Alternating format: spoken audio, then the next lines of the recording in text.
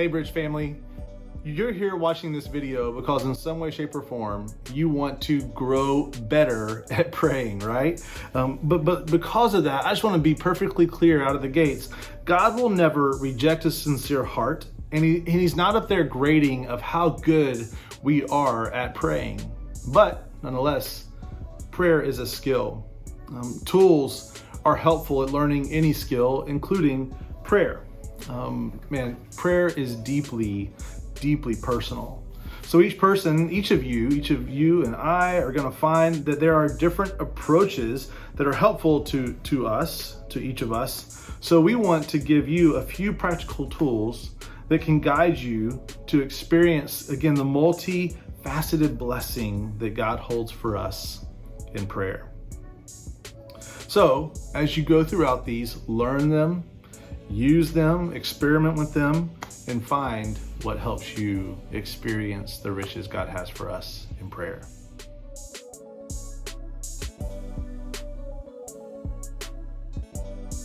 So maybe you've already heard this said, but one of the most important things about prayer is intentionality. And one of the simplest ways to bring intentionality into your prayer life is to keep a prayer journal. Now, some of you may have just checked out when you heard the word journal, but I just want to clarify, when we say prayer journal, we just mean having a way to record your prayers and to track what's happening. It could be on paper, it could be in your phone, it could be audio notes, but it's just an intentional way to be more purposeful with your prayers. So we think about why we tend to track the things that are important to us. We track our expenses and finances. We track our cholesterol and blood pressure. We do that so that we can know if there is actually health there. We can know what's going on with what we're investing in. Prayer is no different. So the key opportunity of that prayer journal is that it is a way to be intentional with what you are praying about. And it also helps you to notice the ways in which God is working in and around you. And when we're talking about how to do this, I mean, there is just an infinite number of ways in which you could approach this. So for the purposes of today, we're going to just show you a simple framework to get you started, or maybe to round out what you're already doing as you are pursuing this. And to do that, we're going to give you another acronym. We want you to remember 3 P's. That's personal, it's people, and it's process. And I want to unpack those, and we're actually going to start with process. And to be clear, when we're talking about process, what we're saying is that you are going to actually write down, keep track of the way in which you are seeing God work in relation to what you are praying for. So it's a way to revisit what you've been praying, to track the way your prayers have changed, as well as to track the outcomes of how God is working and what's happening around us. So why will we do this? There's a few opportunities that come out of kind of having a way to track this process. And it's this opportunity that will guard and guide your heart into some healthy things. And the first thing that it will guard and guide your heart into humility. When you have recorded prayers over time, and then we actually see something amazing happen. I don't know about you, but maybe it's just me. I have a tendency to want to take credit. But when I've been in this process of recording my prayers over time and I actually see something happen, it's hard for me to take credit away from God. Because after all, every good and perfect gift is from Him, and even the abilities of our hands are from Him. And so it's important that we stay humble, because that only increases our experience of worship and joy. Secondly, just keeping track of what you're praying for and the outcomes will actually move your heart to a greater sense of celebration.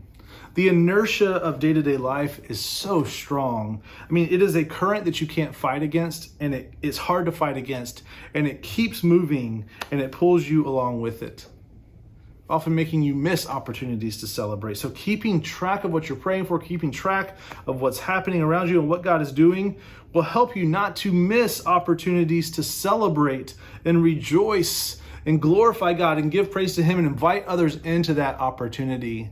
That's good for your soul. It's actually strengthening and deepening of joy for those around you as well. And so don't miss the opportunities to celebrate.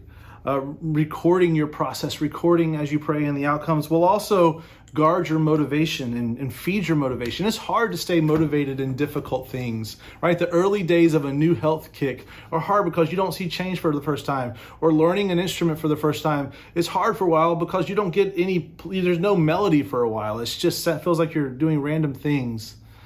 But eventually, when you start seeing fruit, it's self-motivating. Our life is often mundane. The things that we pray for don't always have outcomes right away. But doing this will allow you to be more in tune to what God is doing, and it will keep you motivated.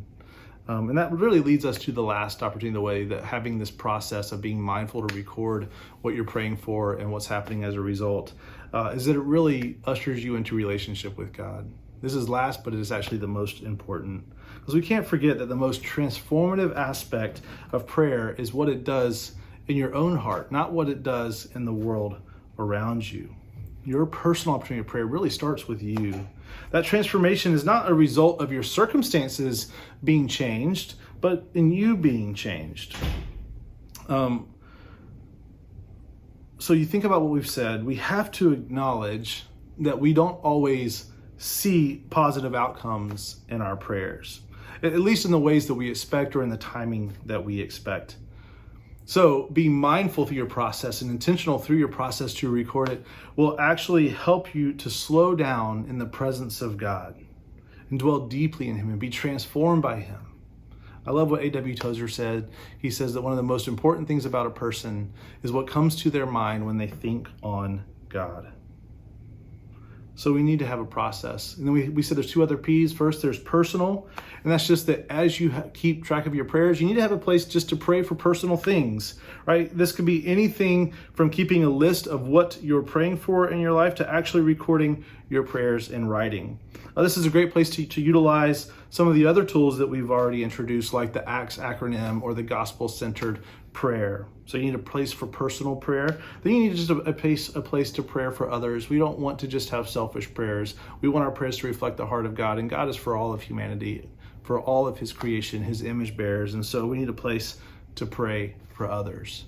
So we want to pray for ourselves, have a personal place of prayer, pray for other people, and then have a process of recording and keeping track of what is happening in relation to your prayers.